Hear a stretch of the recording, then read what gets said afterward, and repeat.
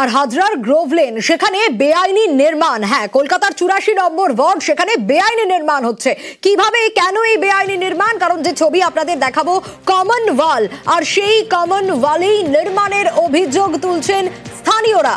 কি পরিস্থিতি তৈরি হয়েছে, কেন এরকম অবস্থা, কতদিন ধরে এই কাজ চলছে, আরো ডিটেল বিশ্বজিৎ জানাতে পারবে। বিশ্বজিৎ, দেখো, গ্রোভ লেনে যে সাউ পরিবার রয়েছে তাদের বিরুদ্ধে এই অভিযোগ করছেন স্থানীয় প্রতিবেশীরা। বেশ কয়েকজন প্রতিবেশী এই অভিযোগ করেছেন এবং মূলত দুই বাড়ির মধ্যে যে কমন প্রাচীর রয়েছে তার ওপরেই নির্মাণের অভিযোগ এবং বাড়ির ছাদে বেআইনি ভাবে নির্মাণের অভিযোগ রয়েছে।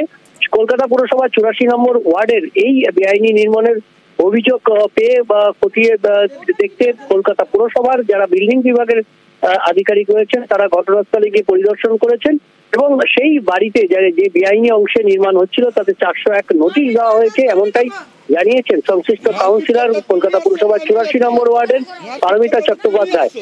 দুপক্ষই তার কাছে গিয়েছিল এবং তিনি বিল্ডিং বিভাগে তাদের অভিযোগ জানিয়েছেন এবং তারপরেই কলকাতা পুরসভা এই পদক্ষেপ নিয়েছে। কিন্তু তার পরেও এই কলকাতা পুরসভার পদক্ষেপের পরেও বেআইনি নির্মাণ হচ্ছে বলে স্থানীয়রা অভিযোগ করছেন। তবে আবার পাল্টা সাউ পরিবার তারা অভিযোগ করছেন যে প্রতিবেশীরা তাদেরকে এসে মারধর করেছেন, তারাই আতঙ্কে রয়েছেন। আর এই নিয়ে টালিগঞ্জ থানাতেও অভিযোগ দায়ের হয়েছে।